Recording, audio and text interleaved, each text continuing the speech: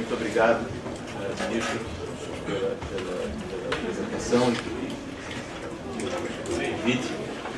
O ministro José Serra, como o senhor disse, lamenta muito não ter podido vir participar deste debate. Até ontem à noite ele tentou realizar a vida dele, somente no começo da noite ele telefonou para cá, para o Dr. Raul Veloso, para se desculpar e depois de falar com o Dr. Raul Veloso pediu que eu viesse no lugar dele. Então ele foi escalado ontem à noite e ele me pediu que transmitisse seus agradecimentos pelo convite, sua homenagem ao ministro Paulo Veloso, ao Dr. Raul Veloso e aos organizadores por esse evento. Há muitos anos, o Fórum Nacional cumpre um papel vital no debate público brasileiro, nós todos sabemos disso, e ele se tornou uma marca, de certo modo, no Brasil, comparável ao que o Davos é no contexto internacional. Um evento que marca a agenda dos setores público e privado brasileiros, de todos aqueles que desejam participar dos debates sobre o rumo do Brasil, sobre a definição de políticas públicas e, em síntese, sobre o desenvolvimento do país. Eu tive, portanto, pouco tempo para me preparar, escrevi algumas notas no avião hoje e os senhores, por favor, desculpem eventuais limitações que, além das que são próprias, a elas se agregou a limitação também do tempo. Voltando à ideia de políticas públicas, a política externa é uma política pública. Isso é algo que nós devemos ter presente. É um instrumento que deve estar ao serviço do desenvolvimento do país, da melhora do bem-estar de nossa sociedade, dos nossos cidadãos. E essa foi uma das mensagens centrais que o ministro Serra enunciou ao tomar posse como ministro das Relações Exteriores do governo do presidente Michel Temer. Sendo uma política pública, e ela deve ser, nós queremos, e o ministro Serra quer, e o governo quer, e o país precisa, de uma política externa que, ao servir aos anseios e às aspirações dos brasileiros, de todos os brasileiros, reflita em suas posições, nas escolhas que faz, os valores fundamentais de nossa sociedade, como a defesa da democracia, da liberdade de expressão e de todos os direitos fundamentais da pessoa humana. Valores e aspirações de todos nós, de nossa cidadania, como o desenvolvimento sustentável, a preservação do meio ambiente, o combate ao aquecimento global e uma política externa muito voltada para o apoio ao desenvolvimento econômico, mas também engajada em outros temas. Eu vou me concentrar no desenvolvimento econômico, mas já que o nosso tema é investindo contra a crise, procurando voltar a crescer, mas a política externa está a serviço também de outras aspirações, de outras políticas, como, por exemplo, a segurança nas fronteiras do Brasil, que é tão importante para a segurança cotidiana de nossos cidadãos. Isso, embora essa não seja uma área em que a liderança, a condução do tema na esfera governamental caiba primordialmente ao Itamaraty, o ministro Serra, ao assumir e nas semanas que se seguiram, propôs que se desse prioridade à cooperação com nossos vizinhos no combate ao tráfico de drogas, ao tráfico de armas, ao contrabando de mercadorias e a outros ilícitos que estão, como nós sabemos, claramente vinculados aos altos níveis de violência e criminalidade em nossas cidades e no nosso país. E também, no caso do contrabando de mercadorias, há uma significativa perda de arrecadação de impostos.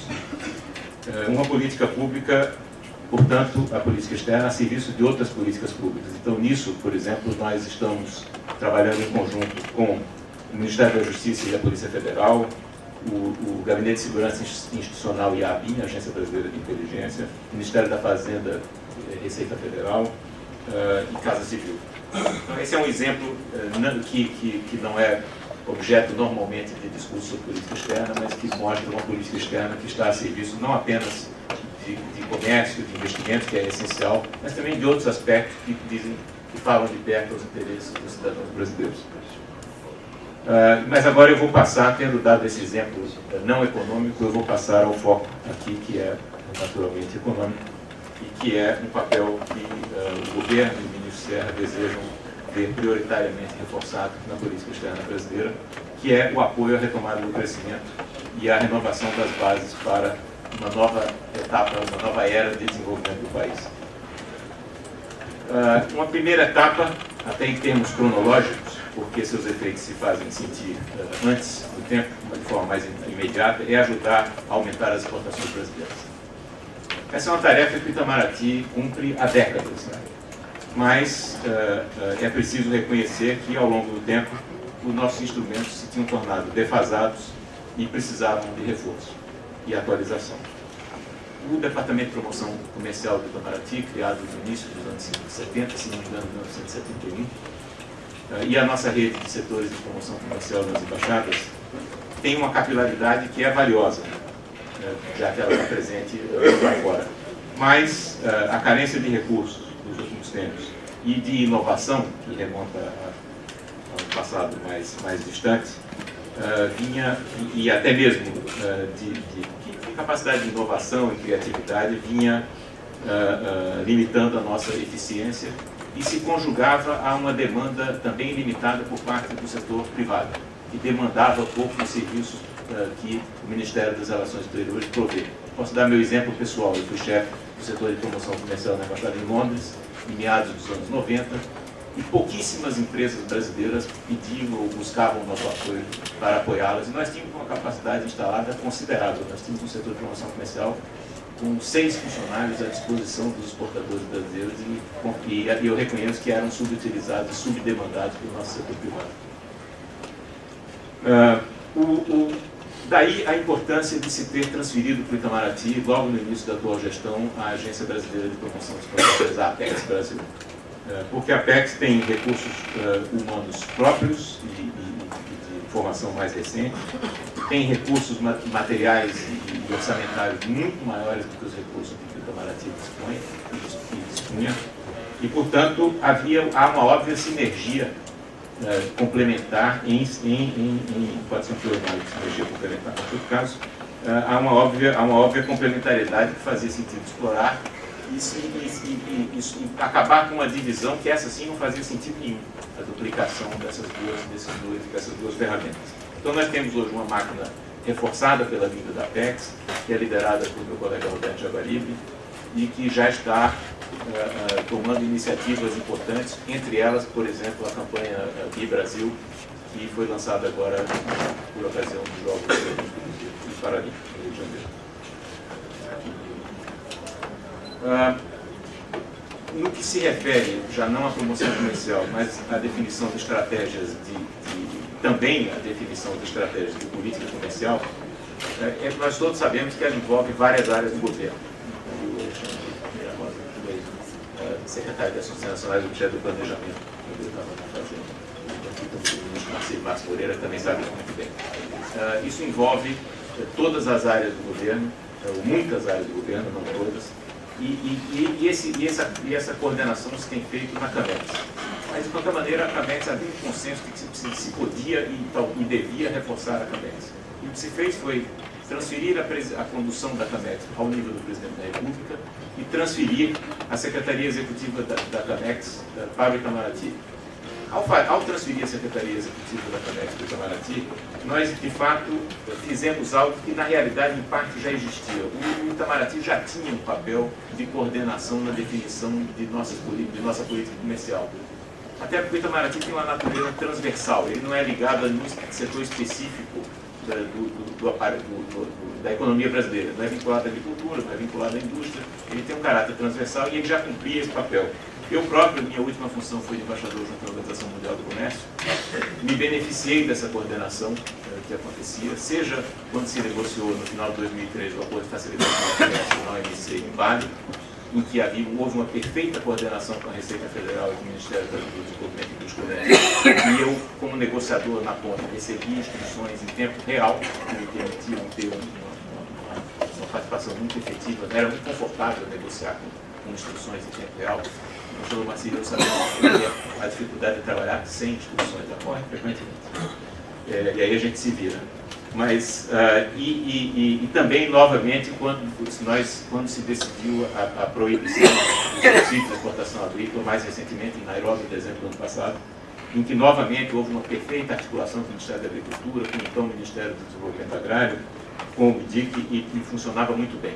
E o que se fez agora, portanto, é transferir para o Itamaraty formalmente algo que, em parte, já acontecia mesmo no Itamaraty, pelo menos no que se refere a negociações.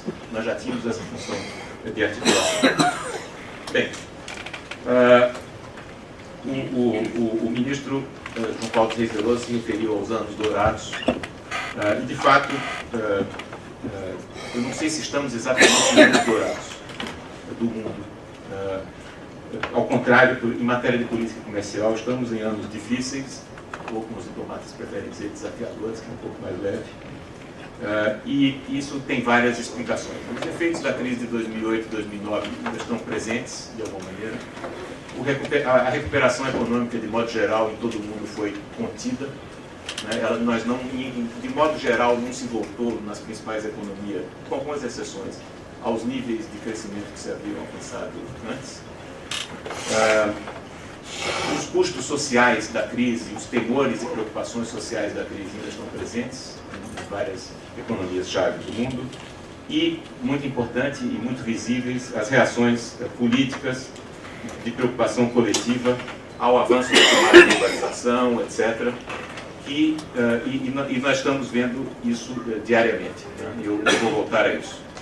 No que se refere ao crescimento econômico, como eu disse, o crescimento tem sido relativamente modesto na economia global, e há uma diferença fundamental entre 3 anos atrás, um passado relativamente recente, e a situação atual, que também é constantemente referido, que é que de uns 3 anos para cá, o comércio mundial deixou de crescer ao dobro da velocidade que vinha crescendo o PIB mundial e passou a crescer mais ou menos, se tanto, no mesmo ritmo que o PIB mundial. Isso tem uma consequência óbvia e lógica. Se o comércio internacional está crescendo no mesmo nível do PIB mundial, para você aumentar suas exportações de modo significativo em proporção superior à expansão do PIB mundial, você tem que vencer a concorrência e ocupar espaço que hoje é ocupado por outros. Portanto, você tem que competir e vencer, porque não há, já que o comércio está crescendo hoje na mesma velocidade que o PIB. Isso quer dizer, portanto, que você tem que conquistar market share, você tem que chegar na frente, e tudo isso depende de nossa capacidade de sermos mais competitivos, é evidente. O câmbio, nós sabemos, durante um tempo, em vários momentos da nossa história, inclusive no momento mais recente, estava operando na contramão dessa necessidade de nós sermos mais competitivos, nós sabemos disso. Mas com a depreciação do real nos últimos tempos, a nossa indústria sentiu imediatamente, os números e as contas externas refletem isso, sentiu imediatamente novos e bons ventos soprando nas suas velas, e os números estão aí. Mas nós sabemos que isso não basta. Nós sabemos que isso é um vento, mas há um trabalho a ser feito para que nós sejamos capazes de manter a nossa competitividade. Nós temos, por exemplo, de vencer vários tipos, ainda sem chegar ainda à frente interna, nós temos que vencer vários tipos de barreiras ao comércio. Nós temos, por exemplo, de vencer barreiras que são muitas vezes artificialmente erigidas na frente, por exemplo, na forma de barreiras sanitárias e fitossanitárias, que prejudicam nossas exportações de carnes, por exemplo. E aí a OMC continua a ser um foro relevante para se enfrentar esse problema. Há outros tipos de barreiras técnicas, barreiras regulatórias, e novamente nós podemos tratar disso, seja na OMC, seja em outros formatos negociadores. E nós sabemos que quando isso não é possível, nós temos, e temos feito isso, nós podemos recorrer ao mecanismo de solução de controvérsia da OMC e enfrentar algumas barreiras pela via, digamos, judicial, como nós estamos agora prestes a fazer em relação a barreiras às nossas exportações de carnes de frango e de carne bovina na Indonésia. Também consultas pedidas com a Tailândia na área de cana-de-açúcar, de exportações de açúcar. Nós temos de relançar o Mercosul, O Mercosul é relevante para a indústria brasileira. 87% do que nós exportamos em 2015 para o Mercosul era composto de produtos manufaturados. Portanto, o Mercosul é importante para a nossa indústria, porque esse não é o perfil típico das nossas exportações, nós sabemos disso, que ao contrário, tem sofrido um processo de primarização ao longo dos últimos tempos, né? Ontem, nós, como os senhores sabem pela leitura dos jornais hoje, nós começamos a contornar o impasse que se estabeleceu no Mercosul em torno da presidência venezuelana do Mercosul. Houve um entendimento entre os 4 membros fundadores para que os 4 assumam a condução do Mercosul e, eventualmente, que a Venezuela seja suspensa a partir de 1º de dezembro, se não cumprir as obrigações que assumiu o ACD 4 anos atrás. Nós temos de negociar, o México é chave na América Latina e estão em curso negociações para aprofundar nosso acordo comercial com o México. E no resto da América do Sul, nós já praticamente temos um calendário fixado de liberalização que se completará em 2018 e 2019. Isso está quase feito, né? Agora, voltando ao ambiente difícil, nós temos Brexit, nós temos TTIP, travada com lideranças europeias dizendo que não querem mais ou que querem interromper. Nós temos os discursos e posições, por exemplo, na campanha eleitoral americana, que mostram um ambiente que não é, inclusive em relação à TPP, que mostra um ambiente que não é exatamente favorável à negociação comercial, à multiplicação da negociação de novos acordos. Mas isso não quer dizer que nós vamos desistir, o Brasil vai perseverar. Nós não fizemos antes, sabemos que temos que fazer agora, vamos continuar a buscar fazê-lo. Não só com a União Europeia, em que nós vamos tentar manter as negociações, e o calendário de negociações técnicas está mantido, apesar do Brexit, mas nós vamos tentar outras frentes, como EFTA, Canadá, Coreia do Sul, eventualmente Japão, Reino Unido. Seja em matéria de comércio, seja em matéria de relações econômicas e políticas, nós vamos buscar parceria, nós vamos voltar a carga para aprofundar relações com parceiros tradicionais, como Estados Unidos, União Europeia e Japão, com novas frentes de alto crescimento econômico, como a Ásia, com destaque para a Índia, China, Indonésia, Coreia, ASEAN, e também a África, que é o continente de mais alto crescimento econômico do mundo, para a qual as atenções de todas as economias, de todos os grandes países se voltam, né? Onde nós buscaremos parcerias, e cada vez mais são parcerias como iguais. A África não é mais uma potencialidade, a África já é uma realidade. Nós temos que lidar com ela como tal, né? E aí entra uma nota rápida a questão talvez o Tomata não devia falar em poder, mas do soft power brasileiro, que por exemplo, se manifestou aqui nos Jogos Olímpicos, que é uma capacidade de criar simpatia, no conceito na acepção mais precisa do termo, com todos os povos, que é uma ausência de resistência em relação ao que o Brasil representa, aos traços básicos da nossa gente, nossa capacidade de sintonia com o plural, com o novo, com a mudança, a nossa capacidade de encarnar, a partir da nossa diversidade, a expectativa de um mundo em que a modernidade e o pluralismo se alimentam. Eu acho que é uma sensação que talvez as senhoras e os senhores tenham tido, e certamente eu sei que amigos estrangeiros do meu tiveram mundo afora ao assistir às cerimônias de abertura e encerramento dos Jogos produzidas pelo Brasil. É uma expressão de algo que o mundo aprecia. E esse apreço que o mundo tem por nós não é menor do ponto de vista de abertura de portas. Meu tempo está esgotado, eu me perdi aqui no relógio, então eu vou encerrar. Como o foco do painel é infraestrutura, eu deixei para o fim para o final, esse outro papel fundamental do Itamaraty, que é apoiar a atração de investimentos. É outra política pública, é outra vertente da política externa brasileira. São investimentos que nós sabemos que são indispensáveis ao aumento de nossa competitividade, da capacidade de exportar mais e também de importar mais.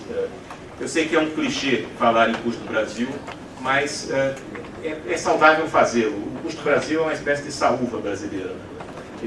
E aqui é a saúva que me perdoa. Então, a saúva acabou objeto de um preconceito que talvez não se justifique cientificamente. Mas o fato é que nós devemos continuar a falar do custo Brasil, porque nós precisamos superar essa defasagem de custo relativo entre o Brasil e o resto do mundo, é importante que nós tenhamos presente entre nós para não desistamos de tratá-lo. E investir em infraestrutura é essencial.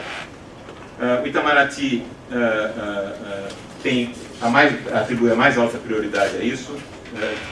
No governo, é parceiro, o ministro Serra está engajado com o ministro Moreira Franco para apoiar esse esforço de busca de investimentos em todos os quadrantes. Como no comércio, também nos investimentos é importante a diversidade de parcerias, né? Que as parcerias não se concentrem num lugar só, mas se concentrem em tantos, que se distribuam por tantos atores quanto possível.